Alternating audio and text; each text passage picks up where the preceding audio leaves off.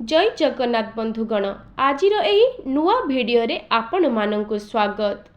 जदि आपण खराब स्वप्न देखुचंती, स्वप्न रे पूर्व पुरुष मानंकु देखुचंती बा घरे अभाव आसुछि, जहा भी करूछंती कष्ट हेउछि, पैसा आसुछि किंतु पैसा नष्ट भी हेइ जाउछि।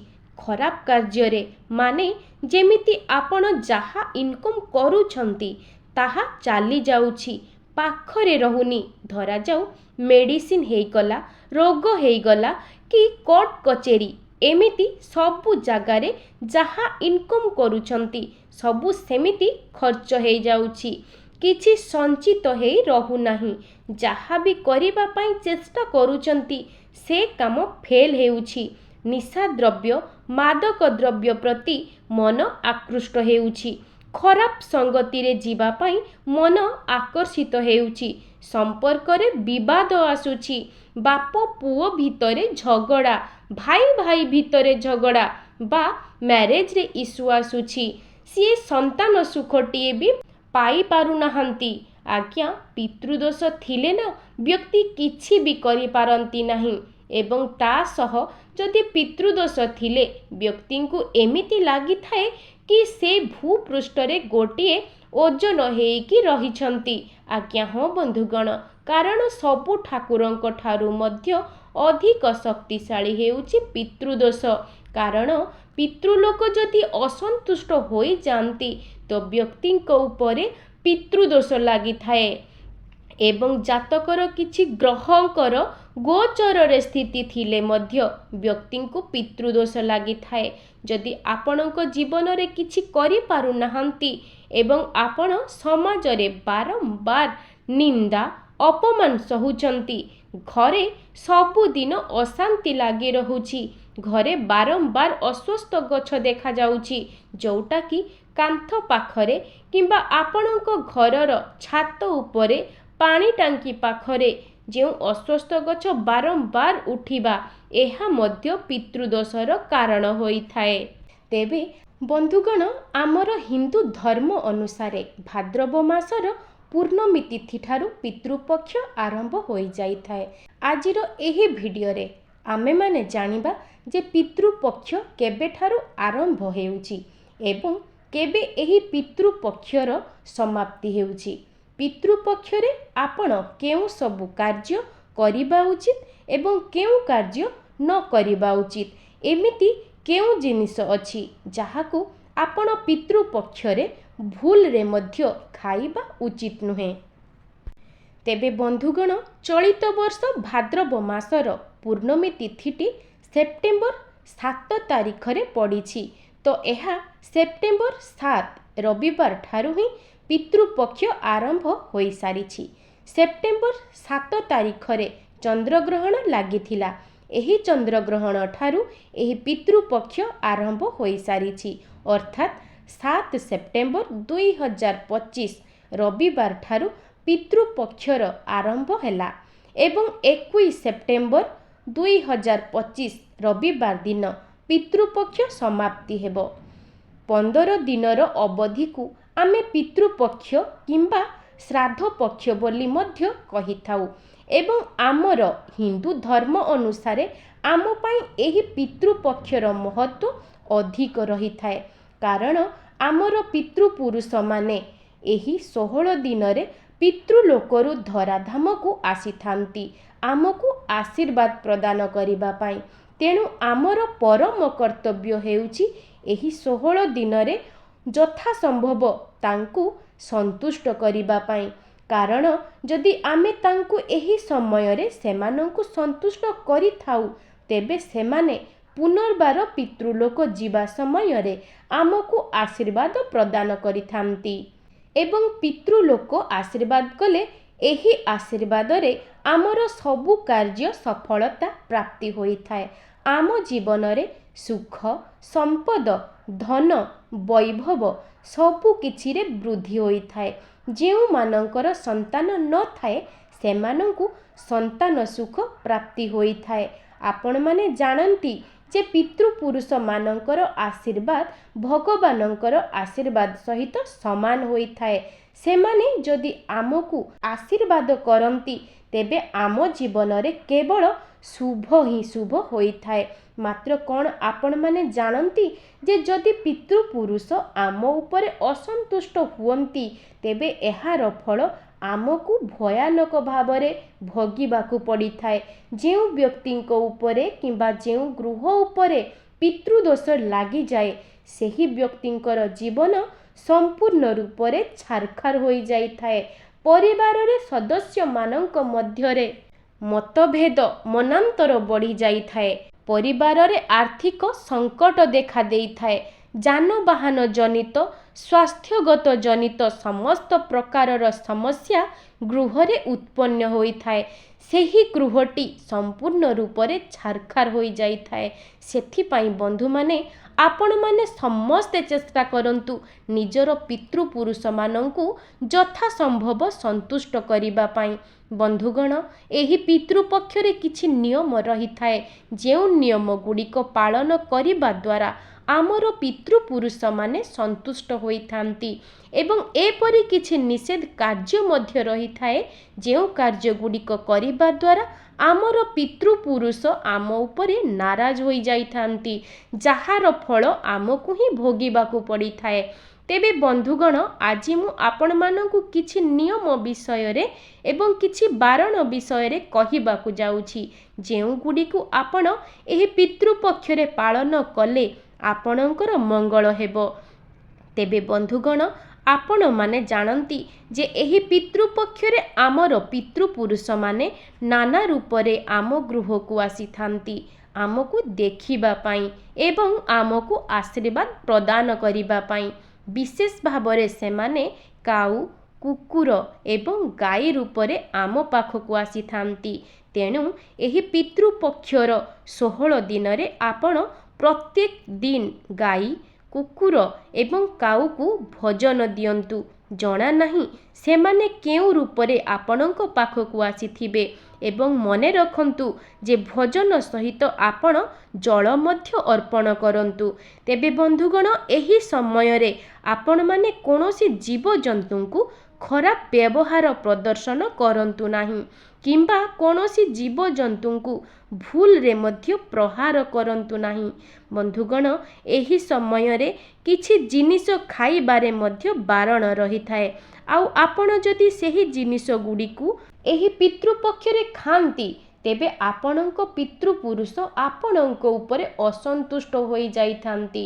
ତେବେ ଆସନ୍ତୁ ଜାଣିବା ସେହି ପରିବା ଗୁଡ଼ିକ କ'ଣ ଯେଉଁଗୁଡ଼ିକ ଏହି ପିତୃପକ୍ଷରେ ଖାଇବା ନିଷେଧ ଅଟେ। ପ୍ରଥମେ ହେଉଛି ସାରୁ। ଏହି ସମୟରେ ସାରୁ ଖାଇବା ନିଷେଧ ଅଟେ। ବିଶେଷ କରି ଭୂମି ତଳେ ଯେଉଁ ସବୁ ପରିବା ହୋଇଥାଏ ସେହି ପନିପରିବା ଗୁଡ଼ିକ ଖାଇବା ନିଷେଧ ବୋଲି ବିବେଚନା କରାଯାଏ। ଆଳୁ। ଶ୍ରାଦ୍ଧ ସମୟରେ ଭୁଲରେ ମଧ୍ୟ ଆଳୁ ଖାଇବା ଉଚିତ ନୁହେଁ। ଏହି ଦିନ ଗୁଡ଼ିକରେ ଆଳୁ ନିଷେଧ ବୋଲି ବିବେଚନା କରାଯାଇଥାଏ। ଆଳୁରେ ପ୍ରସ୍ତୁତି କୌଣସି ବ୍ୟଞ୍ଜନ ଶ୍ରାଦ୍ଧ ସମୟରେ ବ୍ରାହ୍ମଣମାନଙ୍କୁ ମଧ୍ୟ ଦିଆଯିବା ଉଚିତ ନୁହେଁ। ପିଆଜ, ରସୁଣ।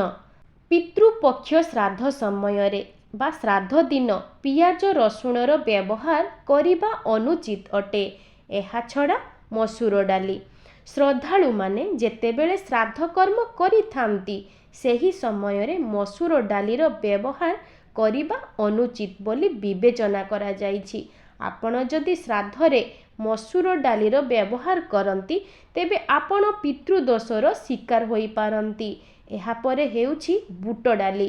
ପିତୃପକ୍ଷ ସମୟରେ କିମ୍ବା ଶ୍ରାଦ୍ଧ ଦିନ ଆପଣ ବୁଟ ଡାଲିର ପ୍ରସ୍ତୁତି କୌଣସି ଜିନିଷ ଖାଇବା ଉଚିତ ନୁହେଁ କାରଣ ବୁଟ ଡାଲି ପିତୃପୁରୁଷମାନଙ୍କୁ ଅର୍ପଣ କରାଯାଇଥାଏ। ଏହାଛଡ଼ା ଆପଣ ପିତୃପୁରୁଷମାନଙ୍କର ଯେତେବେଳେ ଶ୍ରାଦ୍ଧ କରୁଛନ୍ତି ସେହି ଶ୍ରାଦ୍ଧରେ ଯେଉଁ ବ୍ୟଞ୍ଜନ ପ୍ରସ୍ତୁତ କରୁଛନ୍ତି ସେଥିରେ ମୂଳା ବ୍ୟବହାର କରିବା ମଧ୍ୟ ଅନୁଚିତ ଅଟେ। ତ ବନ୍ଧୁଗଣ, ଏହା ବ୍ୟତୀତ ଆପଣ ଶ୍ରାଦ୍ଧ ସମୟରେ ମଟର, ବିରି ଡାଲି, ମସୁର ଡାଲି, କଳା ବିରି ଡାଲି ଏବଂ କଳା ସୋରିଷ ମଞ୍ଜି, ଜିରା, କଲରା ଏବଂ କାକୁଡ଼ି ମଧ୍ୟ ଖାଇବା ଅନୁଚିତ ଅଟେ। ଏହି ସମୟରେ ଆପଣ କୌଣସି ବାସି ଖାଦ୍ୟ ଖାଇବା ମଧ୍ୟ ଉଚିତ ନୁହେଁ। ଏହା ବ୍ୟତୀତ ଆଉ ବି କିଛି ନିୟମ ରହିଛି, ଯେଉଁ ନିୟମ ଗୁଡ଼ିକ ଆପଣ ଏହି ପିତୃପକ୍ଷରେ ପାଳନ କରିବା ଉଚିତ। ବନ୍ଧୁଗଣ, ଯେହେତୁ ଏହା ପିତୃପକ୍ଷ ଅଟେ, ତେଣୁ ଏହି ସମୟରେ କୌଣସି ନୂତନ କାର୍ଯ୍ୟର ଆରମ୍ଭ କରିବା ଅନୁଚିତ ଅଟେ କିମ୍ବା କୌଣସି ଶୁଭ କାର୍ଯ୍ୟ ମଧ୍ୟ କରିବା ଅନୁଚିତ ଅଟେ। ଗୃହ ପାଇଁ ନୂତନ ଜିନିଷ କିଣିବା ମଧ୍ୟ ଉଚିତ ନୁହେଁ। ନୂତନ ଯାନବାହନ କିଣିବା ମଧ୍ୟ ଅନୁଚିତ ବୋଲି ଶାସ୍ତ୍ରରେ ପରାମର୍ଶ ଦିଆଯାଇଛି। ଏହି ସମୟ ମଧ୍ୟରେ ଯେଉଁ ବ୍ୟକ୍ତି ଶ୍ରାଦ୍ଧ କରିବେ ସେ ନିଜର କେଶ କିମ୍ବା ନଖ କାଟିବା ମଧ୍ୟ ଅନୁଚିତ ଅଟେ। ବନ୍ଧୁଗଣ, ଶ୍ରାଦ୍ଧ ଦିନ ଆପଣ ଯେଉଁ ବ୍ୟଞ୍ଜନ ପ୍ରସ୍ତୁତ କରୁଛନ୍ତି ତାହାକୁ କଦାପି ବି ଲୁହା ବାସନରେ ପ୍ରସ୍ତୁତ କରନ୍ତୁ ନାହିଁ। ଏବଂ ଶ୍ରାଦ୍ଧ ଦିନ କିମ୍ବା ଏହି ପିତୃପକ୍ଷ ସମୟରେ ଯଦି ଆପଣଙ୍କ ଗୃହକୁ କୌଣସି ଭୋକିଲା ବ୍ୟକ୍ତି ଆସୁଛନ୍ତି, ତେବେ ତାଙ୍କୁ ଉଚିତ ମାତ୍ରାରେ ଭୋଜନ କରି ଏବଂ ଜଳ ପ୍ରଦାନ କରି ସନ୍ତୁଷ୍ଟ କରିବା ଉଚିତ। ଏପରି କରିବା ଦ୍ୱାରା ଆପଣଙ୍କୁ ପିତୃପୁରୁଷମାନେ ଆଶୀର୍ବାଦ କରିଥାନ୍ତି। ଏହା ବ୍ୟତୀତ ଆପଣ ଯଦି ପ୍ରତିଦିନ କାଉ, କୁକୁର, ଗାଈ ଏବଂ ପିମ୍ପୁଡ଼ିକୁ ଖାଦ୍ୟ ଦିଅନ୍ତି, ତେବେ ମଧ୍ୟ ଆପଣଙ୍କୁ ଏହାର ଶୁଭ ଫଳ ପ୍ରାପ୍ତି ହୋଇଥାଏ। ଗରୁଡ଼ ପୁରାଣ ଏବଂ ପ୍ରେତ ମଞ୍ଜରୀରେ ଲେଖା ଅଛି ଯେ ଜଣେ ବ୍ୟକ୍ତି ମୃତ୍ୟୁ ପରେ ଯମଲୋକକୁ ଗମନ କରିଥାନ୍ତି ଏବଂ ସେହି ଯମଲୋକକୁ ଯିବାର ବାଟଟି ଅତ୍ୟନ୍ତ କଠିନ ହୋଇଥାଏ ଏବଂ ଆମର ପିତୃପୁରୁଷମାନଙ୍କର ସେହି କଠିନକୁ କମାଇବା ପାଇଁ ଆମେ ସେମାନଙ୍କୁ ପିଣ୍ଡଦାନ ବା ଶ୍ରାଦ୍ଧ ଏବଂ ତର୍ପଣ କରିଥାଉ, ଯାହାକି ସେମାନଙ୍କୁ ଖାଦ୍ୟ ସ୍ୱରୂପ ପ୍ରାପ୍ତ ହୋଇଥାଏ, ଯାହା ଫଳରେ ସେମାନେ ଯିବା ବାଟରେ ସେମାନଙ୍କୁ ଭୋକିଲା ରହିବାକୁ ପଡ଼ିନଥାଏ ଏବଂ ସେମାନେ ଆମକୁ ଆଶୀର୍ବାଦ ପ୍ରଦାନ କରିଥାନ୍ତି। ମାତ୍ର ଯେଉଁ ବ୍ୟକ୍ତିମାନେ ନିଜର ପିତୃପୁରୁଷଙ୍କର ଉଦ୍ଦେଶ୍ୟରେ ଶ୍ରାଦ୍ଧ, ପିଣ୍ଡଦାନ କିମ୍ବା ତର୍ପଣ କରିନଥାନ୍ତି, ସେମାନଙ୍କର ପିତୃପୁରୁଷ ଯେତେବେଳେ ଏହି ପିତୃପକ୍ଷରେ ଧରାଧାମକୁ ଆସିଥାନ୍ତି, ସେତେବେଳେ ଏସବୁ ନ ପାଇ ସେମାନେ ଭୋକିଲା ଶୋଷିଲା ହୋଇ ଫେରି ଯାଇଥାନ୍ତି, ଯାହା ଫଳରେ କି ସେମାନେ ସେହି ବ୍ୟକ୍ତିଙ୍କ ଉପରେ କ୍ରୋଧିତ ହୋଇଥାନ୍ତି ଏବଂ ସେହି ବ୍ୟକ୍ତିଙ୍କୁ ପିତୃଦୋଷ ଲାଗିଥାଏ। ସେଥିପାଇଁ ବନ୍ଧୁଗଣ, ଆପଣ ଏହି ପିତୃପକ୍ଷରେ ନିଜର ପିତୃପୁରୁଷମାନଙ୍କ ଉଦ୍ଦେଶ୍ୟରେ ଶ୍ରାଦ୍ଧ, ତର୍ପଣ ଏବଂ ପିଣ୍ଡଦାନ କରିବା ଉଚିତ ଏବଂ ସେମାନଙ୍କୁ ସନ୍ତୁଷ୍ଟ କରିବା ପାଇଁ ଆପଣ ନାନାବିଧ ବ୍ୟଞ୍ଜନ କରି ସେମାନଙ୍କୁ ଅର୍ପଣ କରିବା ଉଚିତ। ବନ୍ଧୁଗଣ, ଯେତେବେଳେ ଆପଣ ଏହି ଶ୍ରାଦ୍ଧ ଦିନ ଭୋଜନ କରୁଛନ୍ତି, ତେବେ ଆପଣ ଦକ୍ଷିଣ ଦିଗକୁ ମୁଖ କରି ଭୋଜନ କରନ୍ତୁ ଏବଂ ଭୋଜନ କରିବା ପୂର୍ବରୁ ଆପଣ ପିତୃଲୋକଙ୍କୁ ଆବାହନ କରନ୍ତୁ। ଆପଣ ଏହି ମନ୍ତ୍ରର ଉଚ୍ଚାରଣ କରନ୍ତୁ, ଓಂ ପିତୃଦେବାୟ ନମଃ। ଏପରି କରିବା ଦ୍ୱାରା ଆପଣଙ୍କର ପିତୃପୁରୁଷ ଆପଣଙ୍କ ଉପରେ ପ୍ରସନ୍ନ ହୋଇଥାନ୍ତି ଏବଂ ଆପଣ ଯେଉଁ ଭୋଜନ କରିଥାନ୍ତି ତାହା ପିତୃପୁରୁଷଙ୍କୁ ପ୍ରାପ୍ତ ହୋଇଥାଏ। କିନ୍ତୁ ମନେ ରଖନ୍ତୁ ଯେ କେବଳ ଏହି ଦିନ ହିଁ ଆପଣ ଦକ୍ଷିଣ ଦିଗକୁ ମୁଖ କରି ଖାଇବେ। ଅନ୍ୟ ଦିନ ଗୁଡ଼ିକରେ ଦକ୍ଷିଣ ଦିଗକୁ ମୁଖ କରି ଖାଇବା ଉଚିତ ନୁହେଁ। ମନେ ରଖନ୍ତୁ ଯେ ଶ୍ରାଦ୍ଧ ଦିନ ଆପଣ କେବଳ ଥରେ ହିଁ ଘରେ ଝାଡ଼ୁ ଲଗେଇବେ ଏବଂ ଶ୍ରାଦ୍ଧ ଦିନ ଆପଣ ନିଜର ଲୁଗାପଟା ସଫା କରିବେ ନାହିଁ ଏବଂ ଆପଣ ବ୍ରାହ୍ମଣଙ୍କୁ ଏବଂ ପିତୃପୁରୁଷଙ୍କୁ ଯେଉଁ ଭୋଜନ ଦେବେ ସେଥିରେ 5ଟି ଜିନିଷ ନିଶ୍ଚୟ ପରଷିବେ।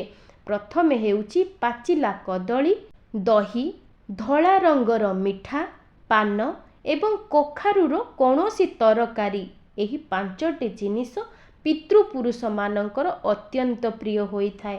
ସେଥିପାଇଁ ଆପଣ ନିଶ୍ଚୟ ଭାବରେ ଏହି 5ଟି ଜିନିଷକୁ ବ୍ରାହ୍ମଣଙ୍କୁ ଏବଂ ପିତୃପୁରୁଷଙ୍କୁ ଭୋଜନରେ ଦେବେ। ବନ୍ଧୁଗଣ, ପ୍ରତ୍ୟେକ ବ୍ୟକ୍ତି ନିଜର ସକ୍ଷମ ଅନୁସାରେ ଶ୍ରାଦ୍ଧ କରିବା ଉଚିତ ଏବଂ ନିଜର ସକ୍ଷମ ଅନୁସାରେ ନାନାବିଧ ବ୍ୟଞ୍ଜନ କରି ବ୍ରାହ୍ମଣମାନଙ୍କୁ ପରଷିବା ଉଚିତ। କାରଣ ବ୍ରାହ୍ମଣଙ୍କ ରୂପରେ ମଧ୍ୟ ଆମର ପିତୃପୁରୁଷ ସେହି ଭୋଜନକୁ ଗ୍ରହଣ କରିଥାନ୍ତି। ଯେଉଁମାନେ ଧନୀ ବ୍ୟକ୍ତି ଅଟନ୍ତି ସେଇମାନେ ନିଶ୍ଚିତ ଭାବରେ 21 ଜଣ ବ୍ରାହ୍ମଣଙ୍କୁ ଭୋଜନ କରାଇବା ଉଚିତ। ମାତ୍ର ଆପଣ ଆପଣଙ୍କର ଯେତିକି ସକ୍ଷମ ଅଛି ଆପଣ ନିଜର ସକ୍ଷମ ଅନୁସାରେ ହିଁ ଶ୍ରାଦ୍ଧ କରିବା ଉଚିତ। ଶ୍ରାଦ୍ଧ ପାଇଁ କେବେ ବି ଅନ୍ୟଠାରୁ ପଇସା ଋଣରେ ନେଇ ଶ୍ରାଦ୍ଧ କରନ୍ତୁ ନାହିଁ। ଏପରି କରିବା ଦ୍ୱାରା ଆପଣଙ୍କର ପିତୃପୁରୁଷ ଦୁଃଖୀ ହୋଇଯାଇଥାନ୍ତି, ଯାହାକି ଆପଣଙ୍କ ଉପରେ ଖରାପ ପ୍ରଭାବ ପକାଇଥାଏ। ସେଥିପାଇଁ ସର୍ବଦା ନିଜର ସକ୍ଷମ ଅନୁସାରେ ଏବଂ ନିଜର ଅର୍ଜିତ ସମ୍ପତ୍ତିରେ ଶ୍ରାଦ୍ଧ କର୍ମ କରିବା ପାଇଁ ଚେଷ୍ଟା କରନ୍ତୁ। ମନେ ରଖନ୍ତୁ, ଶ୍ରାଦ୍ଧ ଦିନ ଘରେ କଳି ଝଗଡ଼ା କିମ୍ବା ରାଗ ରୁଷା କରିବା ଉଚିତ ନୁହେଁ। ଆଜ୍ଞା, ଶ୍ରଦ୍ଧା ଶବ୍ଦରୁ ହିଁ ଶ୍ରାଦ୍ଧ ଶବ୍ଦର ଉତ୍ପନ୍ନ ହୋଇଛି।